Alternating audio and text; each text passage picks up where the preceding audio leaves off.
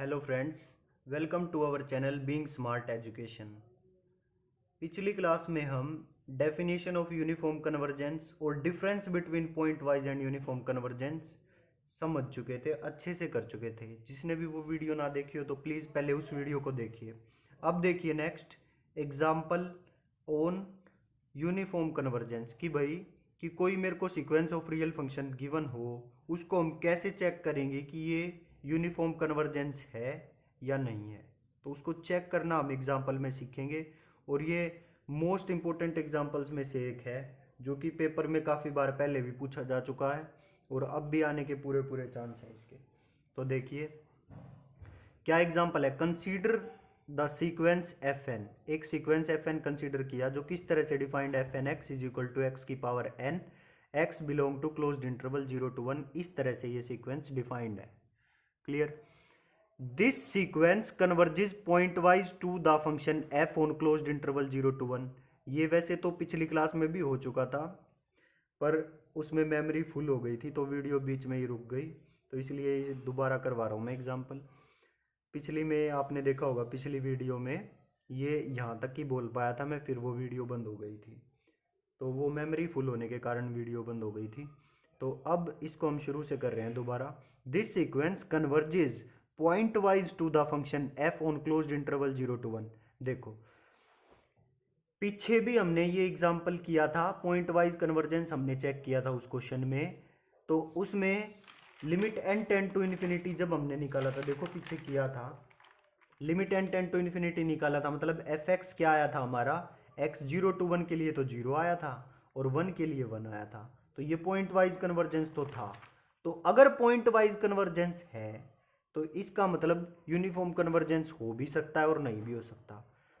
अगर point wise convergence नहीं होता, अगर मान लो by chance pointwise convergence नहीं होता तो हम डायरेक्ट बोल देते कि भाई ये फंक्शन यूनिफॉर्म कन्वर्जेंस भी नहीं हो सकता। लेकिन अब ये पॉइंट वाइज कन्वर्जेंस तो है, तो यूनिफॉर्म कन्वर्जेंस हमको चेक करना पड़ेगा है या नहीं। ठीक।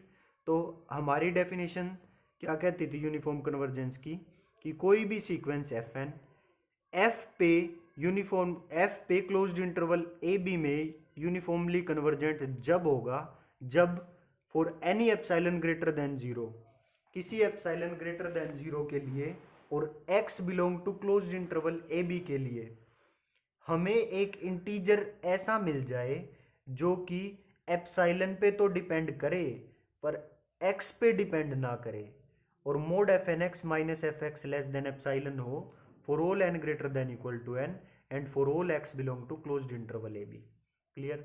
तो मैंने क्या किया, एप्सिलॉन ग्रेटर देन 0 होना चाहिए तो अपनी तरफ से मैंने एप्सिलॉन 1/2 लेट कर लिया, लेट एप्सिलॉन 1/2 भी given.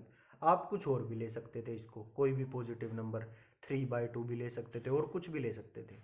Then for each X belong to closed interval A B, तो मेरे को क्या लेना होता था, X belong to closed interval A B, तो मेरा इंटरवल 0 to 1 है तो मैंने ले लिया then for each X belong to closed interval 0 to 1 there exist a positive integer m। एक पॉजिटिव इंटीजर m ऐसा एग्जिस्ट करेगा such that mod F N X minus F x is less than epsilon, epsilon 1/2 लिया, is less than 1/2 for all N greater than equal to m। ये ले ली मैंने equation number 1। ठीक। तो मैंने सबसे पहले अपने इंटरवल में से पहले x0 के लिए चेक किया कि x0 के लिए क्या ये कंडीशन सेटिस्फाई होती है x0 के लिए। तो मेरा एफ एक्स जो है, एफ एक्स क्या होता है, limit N tend to infinity F N X, limit N tend to infinity F N X होता है ना। तो x0 के लिए तो 0 ही आएगा एफ एक्स, है ना, क्योंकि अगर हम limit N tend to infinity लगाएं इस पे, limit N tend to infinity लगाएं इस पे और x0 हो तो 0 के लिए 0 की पावर n तो 0 और limit N tend to infinity 0 is equal to 0। तो एफ एक्स की वैल्यू क्या आ गई, 0। क्लियर। क्योंकि एफ एक्स क्या होता है, limit N tend to infinity तो होता है, पिछली क्लास में कर चुके हैं ये तो हम, है ना। अब आगे देखो, so if x is equal to 0 F x is equal to 0 and F N X x0 के लिए, एफ एन एक्स क्या होगा, एफ एन एक्स x0 के लिए 0 की पावर n 0, तो दोनों 0 आ गए। तो mod F N X minus F x is equal to mod zero minus zero is equal to zero, less than 1/2 है, लेस देन एप्सिलॉन है, तो ये चीज लेस देन एप्सिलॉन आ गई for all N greater than equal to 1, सभी N greater than 1 के लिए F N X minus F X less than 1/2 आ गई। क्लियर, यहां तक समझ आया। इंटीजर n लेना है, इंटीजर जैसे इसमें हमने m लिया ना, इंटीजर डेफिनेशन में हमने n लिया था, तो उससे तो कोई फर्क नहीं पड़ता। तो सभी ग्रेटर देन 1 के लिए, मेरा इंटरवल क्लोज 0 to 1 था ना, तो सभी n greater than equal to 1 के लिए ये लेस देन एप्सिलॉन आ रहा है। ठीक, तो ये x इज इक्वल टू 0 के लिए तो हमने चेक कर लिया। क्लियर, अब आगे देखो, that is 1 is true for m is equal to 1, तो इक्वेशन 1 m इक्वल टू 1 के लिए तो ट्रू है। ठीक, अब आगे देखो, अगर अब तो मैंने 0 लिया था x, अब इनके बीच में कोई पॉइंट ले लिया मैंने 3/4, if x is equal to 3/4 तो f x is equal to क्या होगा 0, क्यों, क्योंकि limit n tend to infinity लगाएंगे,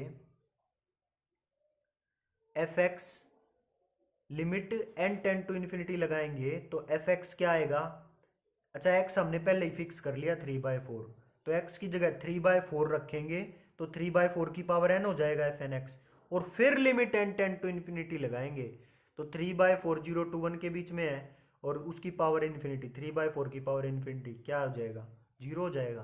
क्लियर, और यहाँ पे एफ एन एक्स क्या आ गया 3/4 की पावर n। ठीक है, एफ एन एक्स क्या आ गया 3/4 की पावर n।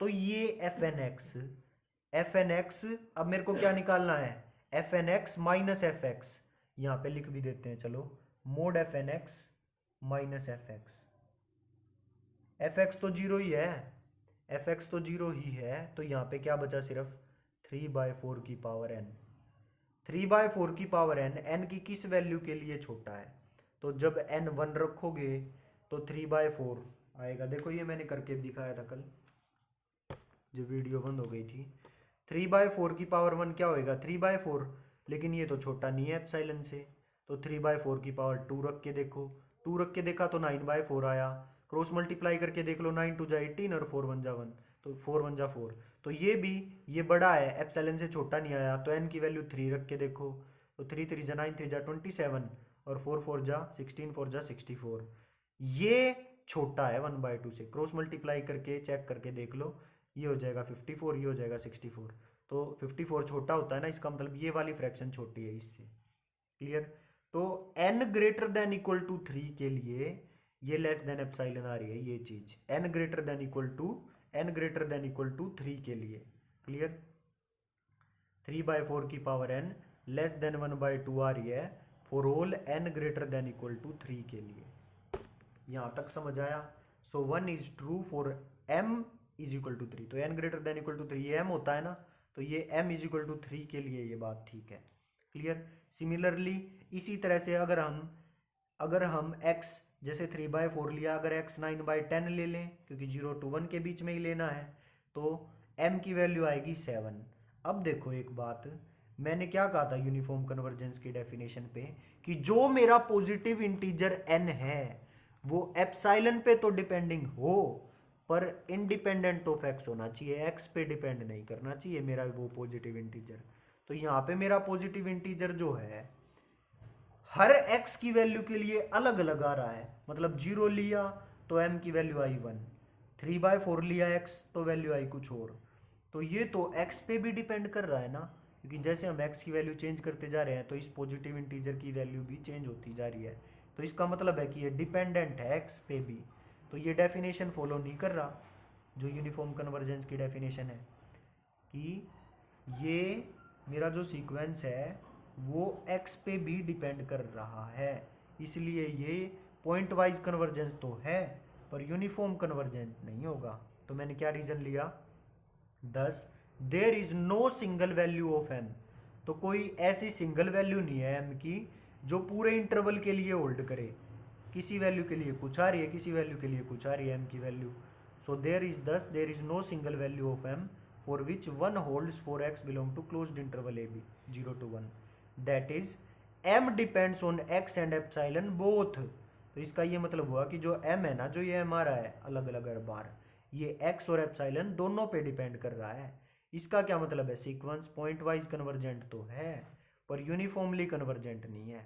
तो ये था हमारा एग्जाम्पल कि यूनिफॉर्म कन्वर्जेंस कैसे चेक करेंगे, यूनिफॉर्मली कन्वर्जेंट है या नहीं है। तो आज की क्लास में इतना ही, मिलते हैं नेक्स्ट क्लास में किसी नई थ्योरम, नए कॉन्सेप्ट, नए टॉपिक के साथ। So thank you so much.